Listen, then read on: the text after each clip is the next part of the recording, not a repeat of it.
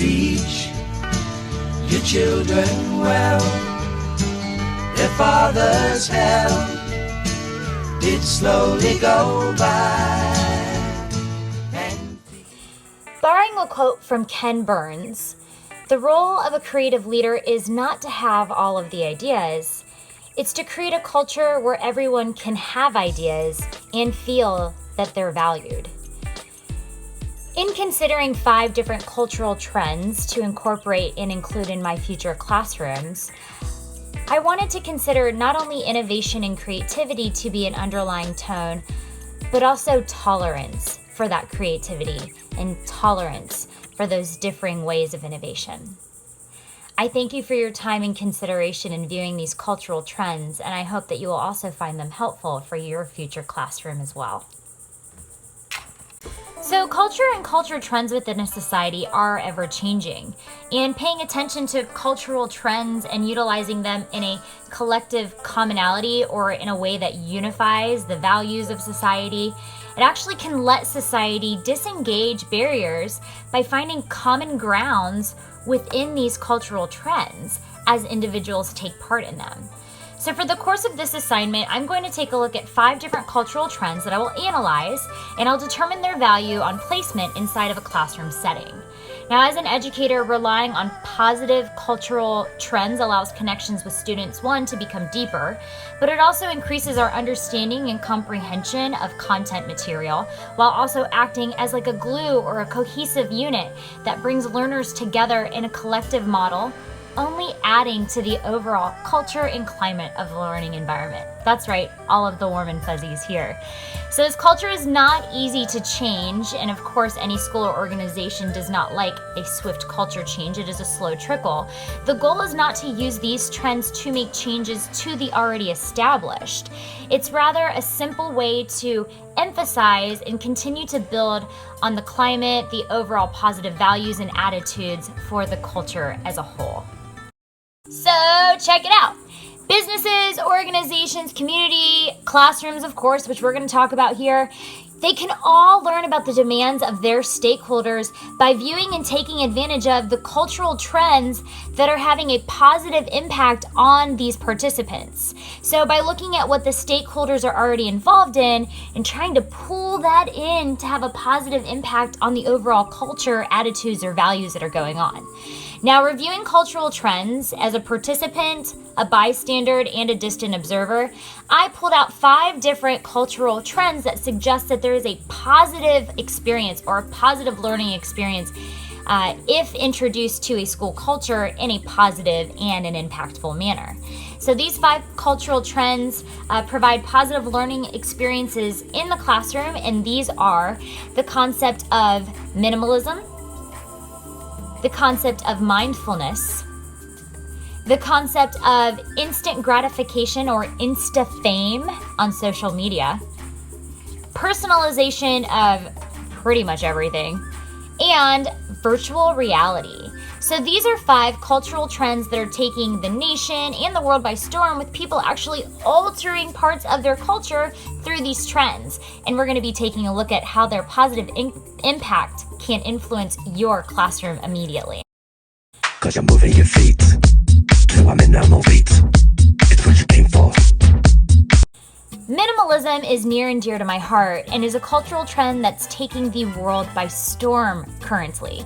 So this is the concept of less is more.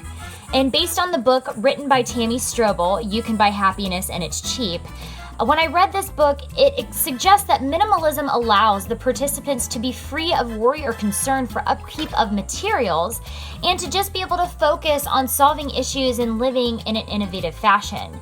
So I myself, after reading this book in particular a few years ago, realized that yes, in fact, having a lot of stuff to worry about slows you down, becomes a burden as well. So when one must utilize what little resources they have and rely more on their critical thinking to solve problems, what they're doing is opening up doors to their own creativity and their own creative mindset to come up with solutions to these posed problems. The concept with minimalism in the classroom is that by providing overstimulation for students, they stop thinking for themselves and they start thinking inside of that box. Oh, these are the materials I have. Okay, well, my project must include all of these materials. By providing examples are fine as long as they don't have any parameters of resources. So this allows for students to think outside of the box and think more freely when coming up with new solutions. And of course, by providing less resources, we actually create more flexibility for our students and more options for creativity, thus pushing our students to think critically and authentically, which is super cool, especially since we are creating learners for jobs that don't exist yet. So the benefits are huge for the inspiration to innovate and create without relying on that stuff to solve problems, just using your brain and what little things we have, being innovative. But there is potential to start troubleshooting and problem solving immediately. But the challenge still exists of those that still need structure. So there's going to be some kiddos out there that are just going to still need that structure.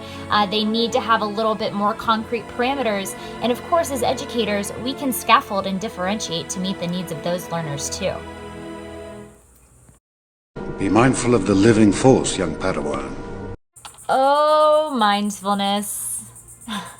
Mindfulness is another cultural trend that is taking the world by storm, most definitely.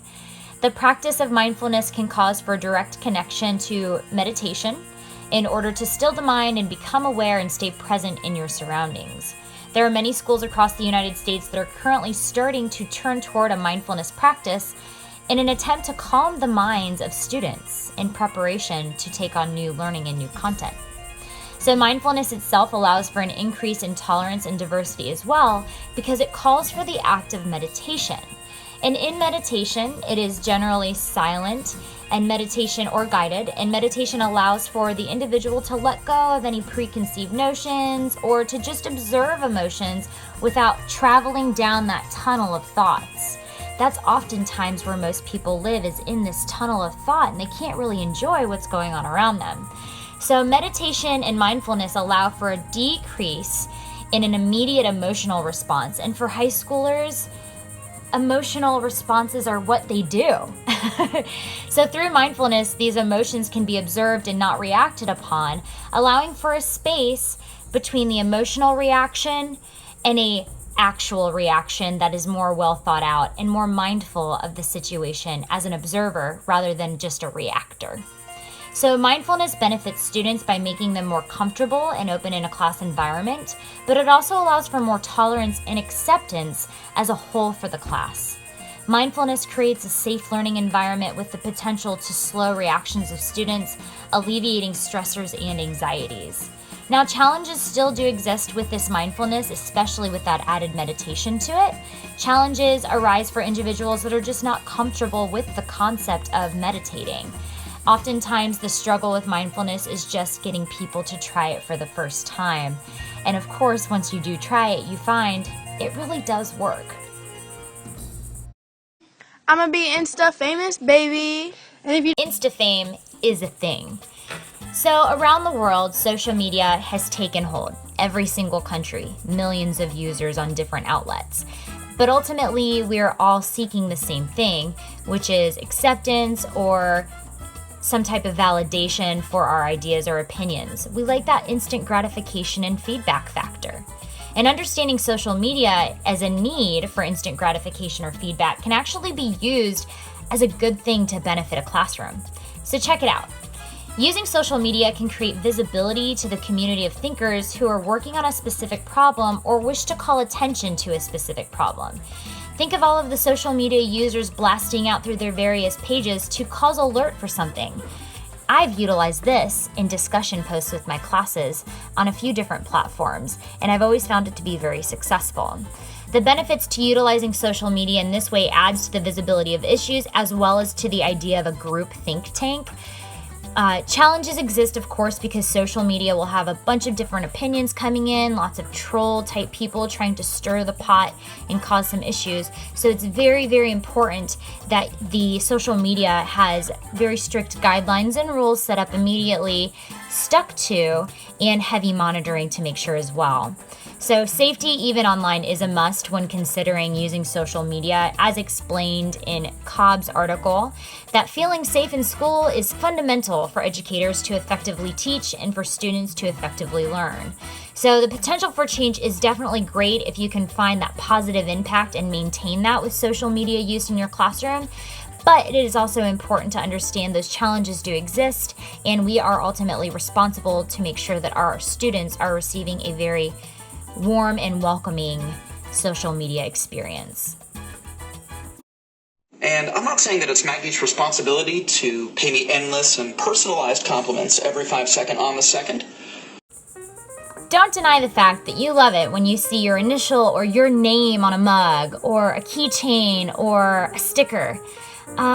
All of these little personalizations, these make us feel special and authentic. And because of this, personalization has been a cultural trend that is definitely beneficial in the classroom. Personalization in learning means that each learner is provided content and learning experiences that are unique to their needs. Personalization also feeds into feedback, where teachers can give personalized feedback to students, building a stronger bond. Providing personalized learning content and experiences for students allows the learner to focus on their progress and to eliminate the comparison of them amongst their peers. The benefits definitely abound with personalization of learning, with students getting what they need in the forms necessary. But it's important to remember that personalization of content should be data-driven, with proof on exactly what the student needs. The challenge of personalization includes students having the will to work on their own materials, as well as to have no concern for the status of the other students in the class. It's important to have deliberate collaboration as well in order to maintain a sense of community in a class that may not be working on the same thing at all.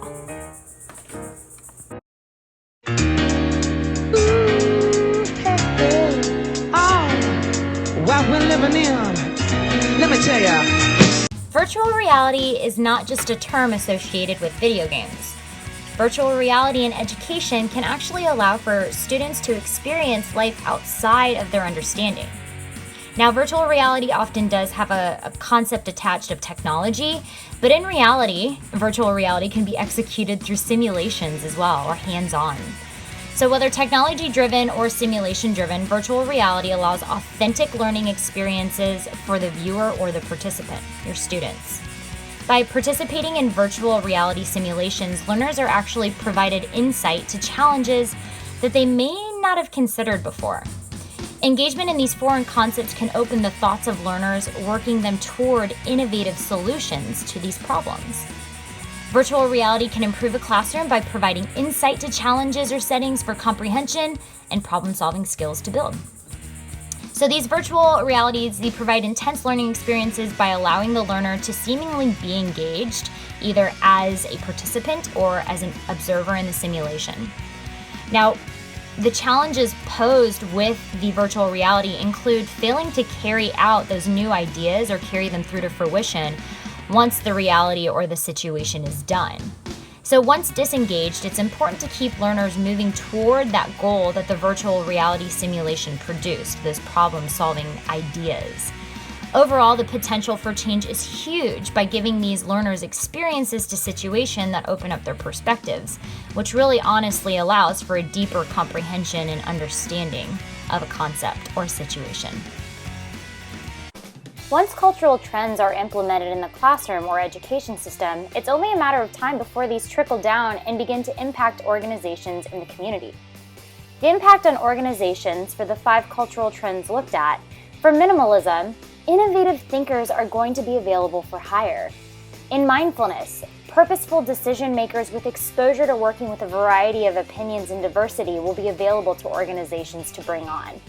That insta-fame trend? Well, jumping on the insta-fame and social media platform, organizations can garner support and validation through these social media sites. Personalization can be impactful in organizations by customizing or personalizing professional learning development to encourage growth within an organization. And with virtual reality, fresh ideas for organizations to spread their ideas for goal achievement are possible through these trends. Looking through the lens of community, these 5 cultural trends can also have an impact on the community that these learners are involved with. For minimalism, we are creating problem solvers which can take those skills back into their community. For mindfulness, this can be used within the community to have an increase in empathetic leaders. With insta-fame, gatherings and organization of events for the community as well as calling attention to areas of need within a community can be utilized. For personalization, communities can build on a sense of identity by personalizing the town or the area. And under virtual reality, communities can simulate the needs of the community for better understanding by all involved. The 5 cultural trends that were observed definitely have more positives than negatives. Going forward in my own classroom, I intend to use minimalism by allowing my students to problem solve without a list of resources. I want them to attempt to critically think without materials to assist in giving away any of the information for them. As far as mindfulness is concerned, I plan on creating mindful thinkers who can be slow to emotionally respond and become more empathetic thinkers. Taking advantage of social media and the concept of insta-fame, I will utilize the desire to be seen as an option for participation and community building. Personalization of education is necessary and it's easier to achieve in a virtual school setting such as my own. I will be providing personalized lessons as they fit the needs of the learner. And finally, virtual reality can also be used in my future classroom to assist with empathetic thinkers and innovative problem solvers. Using virtual reality simulations can provide insight to challenges that these students can learn to address. Why is it so hard to talk on camera?